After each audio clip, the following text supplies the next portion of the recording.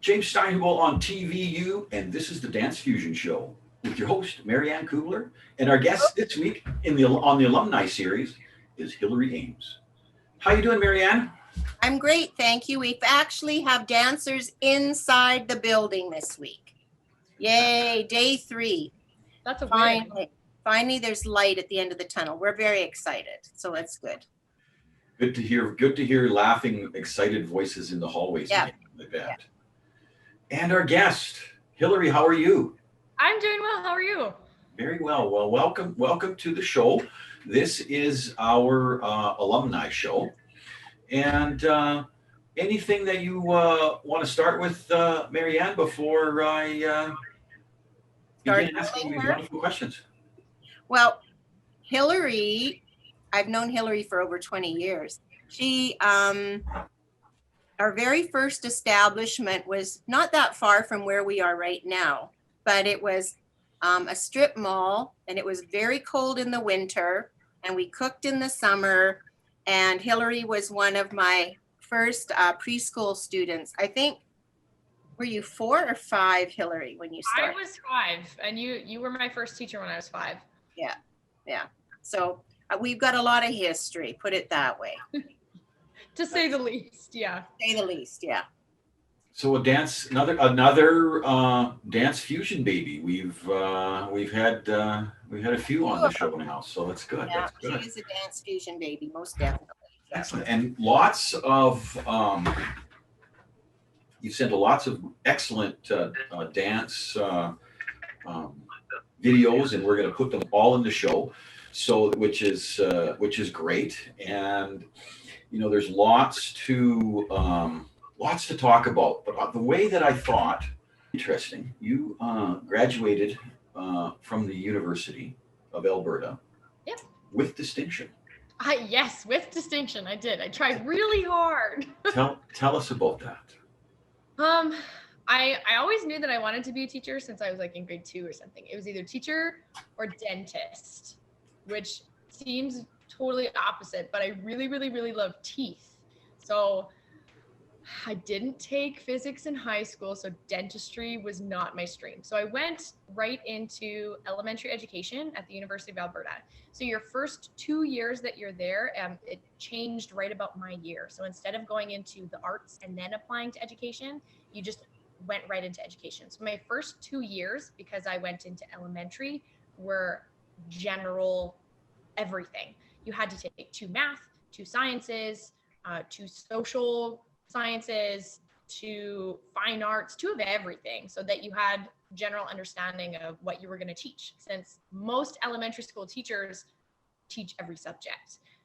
So in your 3rd year, you actually went into the Faculty of Education, and this pristine education building. I don't know if you've seen it at the University of Alberta. It's got a beautiful blue mural on it. It's an amazing building. So you walk into this building in 3rd year and you're finally at home, which is kind of cool. Everybody around you is actually really nice because they are teachers or, want to be teachers, right? They're there because they want to help people, which is very different than other places around the university where people go, oh, don't talk to me, I'm doing my studying. So in 3rd year, you do your first practicum, which is 5 weeks. So I went into a grade 3 classroom with 17 kids in Northeast Edmonton. Then in your 4th year, you do another practicum, which is 9 weeks long. So I was actually in Sherwood Park. I was at Brentwood School in a grade 1 classroom. And I think I had about 20 kids, and they were just the sweetest little peanuts I've ever met in my life. Grade 1s love everyone they come in contact with, whether you're a mean old bag or you're sweet and loving and kind. The grade 1s love you. They're 6. They don't care. I cried leaving them. It was right at Christmas, and I just wanted to stay with them forever. But lo and behold, I did had to leave. At that time, though, I had a job where I was a photo booth operator. So I had my portable photo booth that I would take to weddings and other events. So on that very last day of school, I brought in my photo booth and got to take photo booth pictures with my little grade 1s. So those are my little keepsakes with them. Wonderful. Okay, so this is your university graduation photo. It is. Fantastic. Oh man, I had a lot of hair then. Let's see if I can. What do we got here? Oh, that was from one of my favorite jazz routines. I think I was in grade 12 at that point. Do you remember this one, Marianne? Yep. Something about the rain. I think it Yep. was. Drive my car. That's Yep. exactly the one. Yeah. Yep. Lori did that one. Yeah. It was one of my favorite jazz routines that I think I've ever done. Yeah. It was very sassy, as you can see from my expression. Yeah. And where was this performed? I think that one was at Festival Place. Festival. It's a big part of. I was actually. I saw your ballet stuff, and then the jazz, and then all the tap, and I was very impressed. But it sort of took me aback, that you were this accomplished at tap as well. So very interesting. So where is it? So you had John on a couple weeks ago, and John and I grew up together, right? He actually went from student at the studio to teacher at the studio while I was still a student. So he was kind of my teacher at the same time. Of course, he excelled at tap, which was awesome. But tap was one of my loves while I was there. I still, even in my classroom, I tap my feet, and people are like, "What are you doing?" So that's something that I've taken with me into just my personal life. Like it just doesn't change. That's good. And what's this picture here? This one it was a trio that turned into a duo that day. This is my buddy Declan. He came to the studio and all he did was tap. He was from New Zealand, and it was often Jonathan, Declan, and myself at the studio for a long time tapping together. We do jams, and we would just get together. That was our love. Once John had moved on, my good friend Emily, who I'm still really good friends with, we had gotten together, and she has a love of tap as well. So this was one of our groups that we did together. We have you and Emily and Dan Strong. So yeah, that was after Declan had moved on. Then it was just the two of us left. And what I noticed is one of your signature tap moves. I don't know if I describe it improperly. I apologize, but you're on one foot and you're tapping on one foot. It was just so interesting. And I do see a lot of the other dance discipline in your tap as well. How you hold your your arm movements and stuff. And so definitely. How you hold yourself doesn't really change throughout any of the dances unless you're in hip hop. Then it's the opposite. What's now the ballet? We have two good ballet pieces that we're going to run. Anyway, this also took me aback. Your days with the Crush and the Rush. Yeah, that was that my first year out of university or first year into university or second? I'm not sure, Hillary. I can't remember when we had that here. I don't remember. I think I was probably 19 at this time. Yeah. So I was still dancing at Dance Fusion. So I would go from a ballet class that I would drop into and go straight from there into rehearsal for the Crush. That's awesome. Yeah. So this was a very different experience for me because it wasn't dance as I knew it. If that's a way to put it. More cheer or what? It wasn't cheer, but it wasn't like dance as you would see on a stage for a performance. It was just a show, right? You're doing a lot of hair whipping and showing your pom-poms kind of thing. So it wasn't cheerleading, but it wasn't dance at the same time. Yes, you're still putting on a performance, but I don't know. It was just a little bit different than what I was used to. How many on the squad, on the team? I think there was 10 or 12 of us on the team. It kind of mixed throughout the year. People would move on or come in or things like that. But this picture right now is from when we had our opening. So we were at the ranch back when it was open. We sold tickets and everybody would come, and this was their promotional material for that. How fun. What was the biggest crowd that you performed for? Oh, I don't know. Probably 3/4 full in the lower bowl. 3/4 full in the lower bowl. So you're still 6,500, 7,000 people. I'm gonna cut in here because Hillary performed at the 2010 Grey Cup halftime show here, and there was probably 30. I'm not even sure how many people fit into Commonwealth, but 60,000. there you go. The And Grey Cup would have been packed. 60. Yeah. Good call, Marianne. Good call. I forgot about that. Now this is some sort of attitude piece as well. This was, did Charlie do this one? Yeah, Charlie did. Yes. So Charlie was fun. Charlie had attitude of his own. So when he choreographed, you could definitely tell. This dance was called Girls. Yeah. And it was to Who Run the World Girls. Okay. So there was all of us in our high heels and thigh high leg warmers and hair whip it. It was a lot of fun to do. Yeah. Well, you guys look pretty confident. So you're all like seniors or sophomore, like grade 11, grade 12, probably 10, 11, 12-year-old. I mean, We had some right? younger ones with us in this dance, actually. Yeah. The girl behind me, Olivia, I don't even know how many years younger than me. She just graduated 2 years ago, Marianne? Yeah. So she's actually quite a few years younger than me. We had a big group of girls that year. That's good. That's awesome. Well, that was a great visit through your picks, and we're going to play each of the videos that you sent. Cool. The ballet pieces. Where are they from? The one in the tutu. Yeah. That was, I think, my very last ballet solo, maybe the second last one I did. So that one was just a competition piece. Miss Callie actually did that one for me. I think it's a repertoire piece. And that tutu, Marianne, do you remember that tutu? I do. That tutu came from Russia, James. We had to custom measure her, and we sent her measurements to them. They put the tutu together, and the amazing thing for me is it was so well constructed. It came in this mini box, all folded up, and then when we opened the box, it just kind of went poof, and it popped open. It was amazing. It was what an experience. Eh? Yeah, beautiful tutu. One of my favorites. So you're what, a grade 11, grade 12 person at that time, or what? Probably 10 or 11, I think. I would do this. So, Yeah. so excited for you. Now, I don't know much about the grading or hierarchy. So all the ballet that you demonstrated there, you learned at DanceFusion?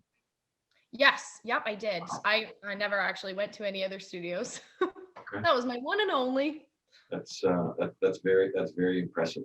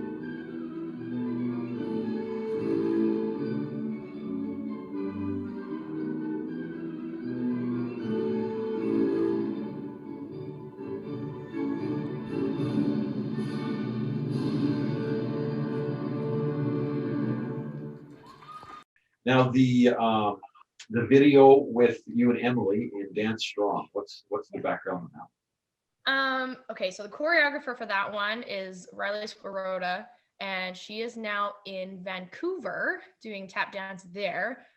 good friend of ours, the three of us together, very good friends while she was here. So at first, okay, I'm going to tell you right now that when Riley first came to the studio, it was not a good time.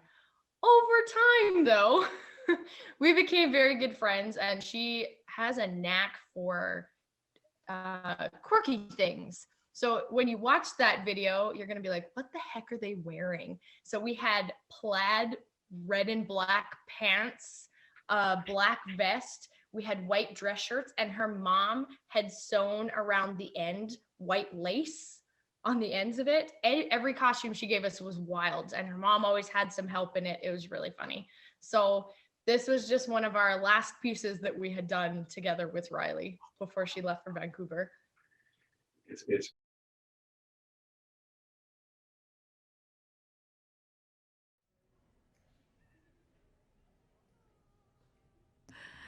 Up next, we have an adult competitive tap duet. Please welcome Hillary and Emily.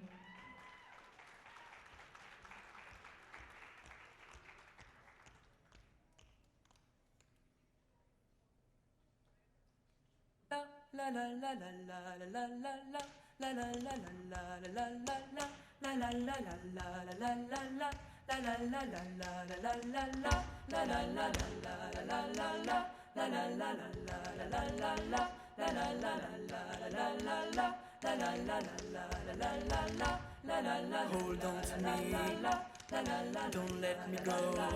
Who cares what they see? Who cares what they know? First name is free, last name is dumb. Choose to believe in where we're from. Freedom, freedom, freedom. Do you recall, no long ago, we would walk on the sidewalk, innocent, remember, all we did was care for each other, but the night was warm, we were bold and young, all around, the wind blow, we would only hold on, let go, blow kiss, fire again, we needed someone to lean on, blow kiss, fire again, all we needed somebody to lean on.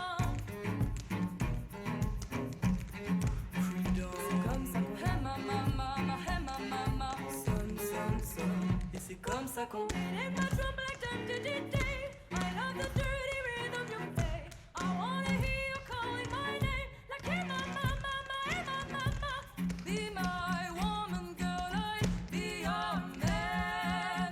Be my woman, girl, I'd be your man. Pourtant je fais bouger les têtes, je connais mes textes, connais pas ma technique, bec pété qui je vise le bingo, que des colingues, éviter les bimbos, mat mon équipe, ça fout les boulots, et ça les dégoûte, car nous on déboule comme des fous dans la foule, mais on passe à ses coups, tu restes à l'écoute, on se serre les coudes, ils nous prennent pour des fous. Je suis pas un gangsta, pas la peine de mentir, je suis comme toi. Sem, un gangsta, pas la peine de mentir, je suis comme toi. Venga, baila, comme ça, sem. Laisse pas solo, conmigo, gangsta, comme ça. Hey mama, som. Too hot damn. Call the police and a fireman. I'm too hot damn. Make a dragon wanna retire man. Girls hit you hallelujah. Girls hit you hallelujah. Girls hit you hallelujah. Girls hit you hallelujah. 'Cause oh, I think that I found myself a cheerleader. She's always right there when I need her. Oh, I think that I found myself a cheerleader. She's always right there when I need her. I'm in love with the cocoa.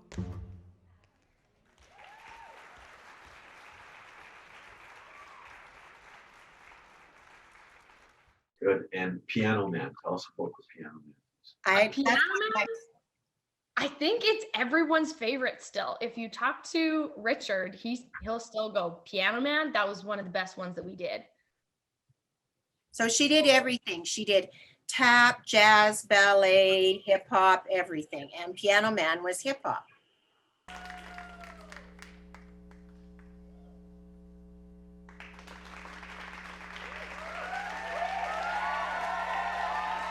Shh.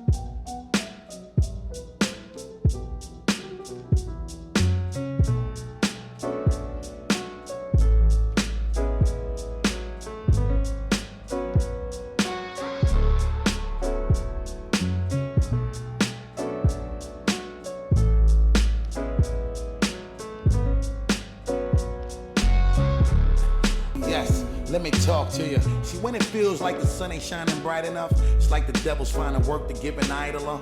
And though I'm blessed, I still gotta handle the things I go through. It's good to have a friend with another perspective to show you. So when you know the what I'm talking about,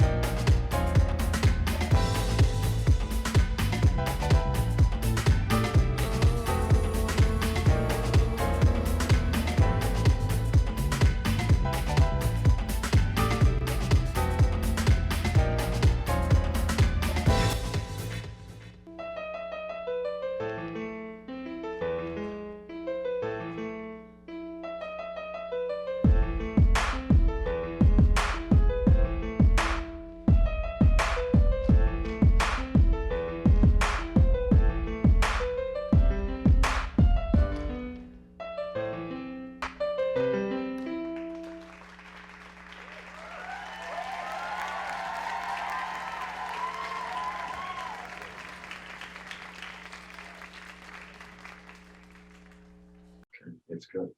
And then I heard it. I heard it was another one of Riley's near the end of our group days there.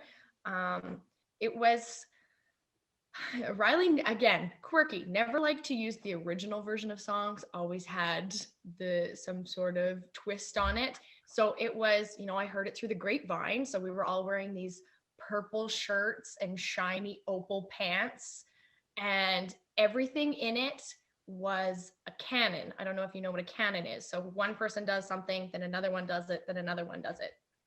Okay. So almost the entire dance was done through canon, which was kind of a really good metaphor for I heard it through the grapevine, which I thought was kind of neat.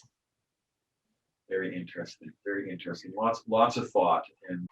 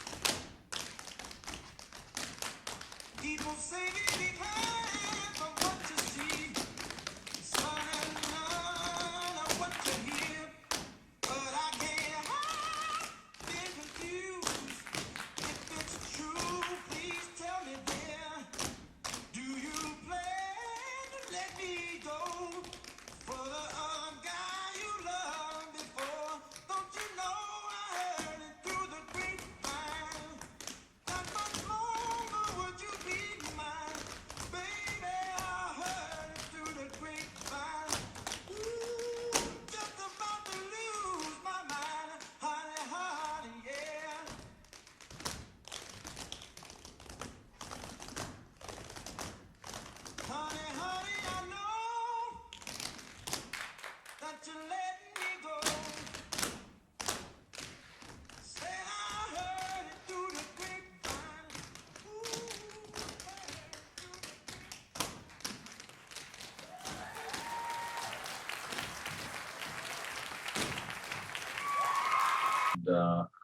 obviously impactful for you, in your life, your dance experience. You sort of took one of my questions intuitively, because I always ask, when do you break out in dance? And you offered it up. You're always tapping in the class. Always.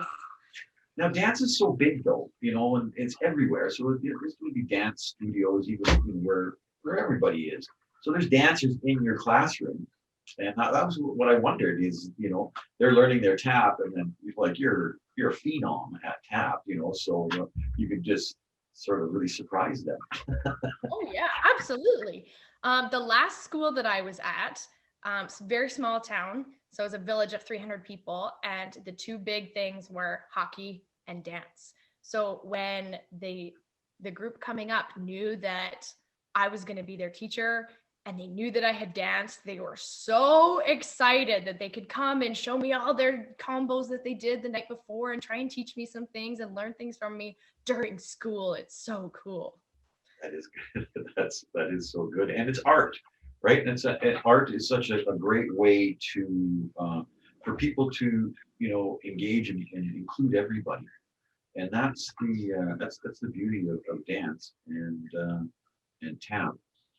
Now that so here we've conjectured on Dance Fusion about the benefit of dance in other pursuits of life. But not that life can be compartmentalized.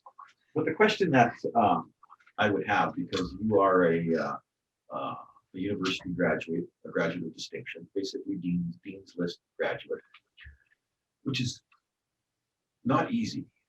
No, it was not. Okay. So here's my question. The elevated brain activity or neural activity that is combined with the kinesiological awareness of your body, it's sort of synchronized. We're all we're all parts of it. As you move, we're able to move in that at a high level in dance. Not that it made your post-secondary easier, but did it give you the ground to achieve at that high level? I think so. Having dance in my life, like that was what I did. I mean, I also did other sports as well growing up. Like I did the volleyball, the basketball. Marianne hated when I did the rugby, all those kinds of things. I mean, she's not wrong. It was kind of dangerous, but those things I loved as well. So all that kind of movement, those kinds of things, I really had to schedule myself and be very aware of what I needed to do next. So after school, if I knew I hadn't done all of these school assignments, when were they going to fit into my schedule? When was it going to eat? All of those kinds of things. So being organized in that way was very, very necessary for me in those early years growing up.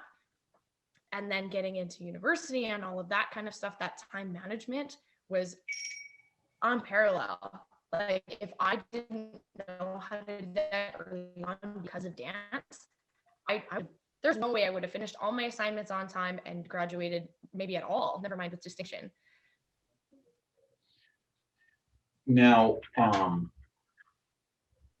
at the that I understand that organization. I've heard that from other people, but I'm talking about when you're challenged, beyond organization, because that's what they're doing. They're pulling you out, to see and to help you, advance. So at that where you're challenged, where you had to reach to be able to achieve, did you rely on the same sort of things you learned in dance? I think so. When you think about, oh, I can't get this step, or I'm never going to get this combination together, or I have to really strive to get on my point shoes, right? When you're 11 and 12 years old, you're thinking, oh man, I just want that so bad, because that's about the time that you would get your point shoes. So to be able to strive for those things, to have to push through pain and effort and all of those things to be able to reach that goal has definitely gone on in other areas of my life for sure. All the dances. It's great. It's good stuff. Anything else, Marianne? I don't think so. Just that because Hillary kind of grew up at the studio, And actually, Hillary's mom did adult dance for a while. We're actually quite close. And Hillary's family came to Callie's wedding when she got married. So it's be kind of a community. We're a community, right? Because she grew up with us. So yeah. And Hillary's brother danced here too. And my sister-in-law. Do you remember? Oh, and your sister-in-law. That's true. Yeah, that is true. So we didn't get Hillary's dad Jim in though. That didn't happen. So. No, that would never. Good luck with that one. No, hey. So anyways, but yeah, so it is a community, but it's nice to be able to bring back some of these kids to see where they've gone and what they've done and what they've accomplished. And like dance, it's for everybody when you're growing up, and it helps them, I think, plan different paths, but not everybody is going to go on to be a dancer, right? And Hillary had lots of opportunities and she took advantage of them all. She came with me to New York, right? Yeah, right? I did. And your mom came with us. So like lots of dance opportunities, but also lots of educational. We were in Vegas too, Marianne. Yes, we were in Vegas too. Yeah, that's true. Underaged in Vegas, not as much fun. Enjoy the sun. Go to bed early. Enjoy the sun. Yeah, there you go. No, that's all I have to contribute to this. That's for sure. So Now, Hillary, anything, words of encouragement for, young parents that have youngsters that they're thinking of dance, and then also for other alumni to come on the show?